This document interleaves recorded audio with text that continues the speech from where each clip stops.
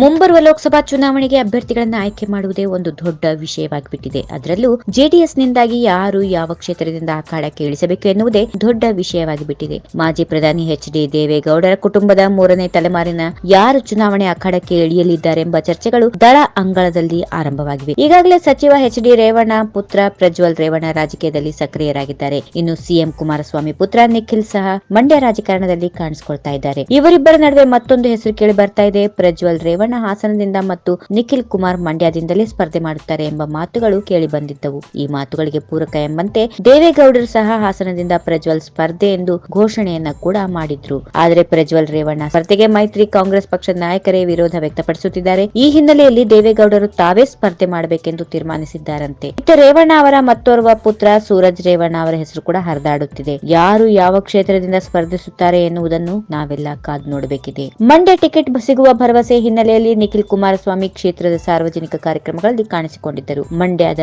ಅಂಬರೀಶ್ ಅಭಿಮಾನಿಗಳು ಸುಮಲತಾ ಅವರೇ ಸ್ಪರ್ಧೆ ಮಾಡಬೇಕೆಂದು ಒತ್ತಾಯಿಸಿದ್ದಾರೆ. ಅಭಿಮಾನಿಗಳು ಮತ್ತು ಕಾಂಗ್ರೆಸ್ ಕಾರ್ಯಕರ್ತರ ಒತ್ತಾಯದ ಮೇರೆಗೆ ಚುನಾವಣೆಗೆ ಸ್ಪರ್ಧಿಸುವ ಇಚ್ಛೆಯನ್ನು ಹೊರಹಾಕಿದ್ದಾರೆ. ಚುನಾವಣೆಯ ಸ್ಪರ್ಧೆಯ ಕುರಿತು ಮಾಜಿ ಸಿಎಂ ಸಿದ್ದರಾಮಯ್ಯನವರನ್ನ ಭೇಟಿ ಮಾಡಿ ಸುಮಲತಾ ಚರ್ಚೆ ನಡೆಸಿದ್ದಾರೆ. ಸುಮಲತಾರ ಸ್ಪರ್ಧೆ ಖಚಿತವಾಗುತ್ತಿದ್ದಂತೆ ದೊಡ್ಡಗೌಡರು ಮೊಮ್ಮಗನಿಗೆ ಈ ಬಾರಿ ಟಿಕೆಟ್ ನೀಡದಿರಲು ನಿರ್ಧರಿಸಿದ್ದಾರೆ ಎಂಬ ಮಾತುಗಳು ಸಹ ಕೇಳಿಬರುತ್ತಿವೆ. ಹಾಸನದಲ್ಲಿ ಪ್ರಜ್ವಲ್ ರೇವಣ್ಣ ಅವರ ಸ್ಪರ್ಧೆಗೆ ಕಾಂಗ್ರೆಸ್ ವಿರೋಧ ವ್ಯಕ್ತಪಡಿಸಿದ್ರೆ ತಾವೇ ಸ್ಪರ್ಧೆ ಮಾಡುವ ಕುರಿತು ದೊಡ್ಡಗೌಡರು ಲೆಕ್ಕ ಹಾಕಿದ್ದಾರಂತೆ. ಹಾಸನದಿಂದ ಟಿಕೆಟ್ ಸಿಗದೇ ಇದ್ದ ಪಕ್ಷದಲ್ಲಿ ಪ್ರಜ್ವಲ್ ರೇವಣ್ಣ ಮೈಸೂರು ಅಥವಾ ಬೆಂಗಳೂರು ಉತ್ತರ ಕ್ಷೇತ್ರದಿಂದ ಸ್ಪರ್ಧಿಸುವ ಸಾಧ್ಯತೆಗಳಿವೆ. ಮಂಡ್ಯದಿಂದ ಟಿಕೆಟ್ ಸಿಗದೇ ಇದ್ರೆ ನಿಖಿಲ್ ಕುಮಾರಸ್ವಾಮಿ ಬೇರೆ ಕ್ಷೇತ್ರಗಳಿಂದ ಸ್ಪರ್ಧೆ ಮಾಡೋದು ಒಳಿತಲ್ಲ ಎಂದು ದೇವೇಗೌಡರು ಕುಟುಂಬಸ್ಥರಿಗೆ ಸಲಹೆ ನೀಡಿದ್ದಾರಂತೆ.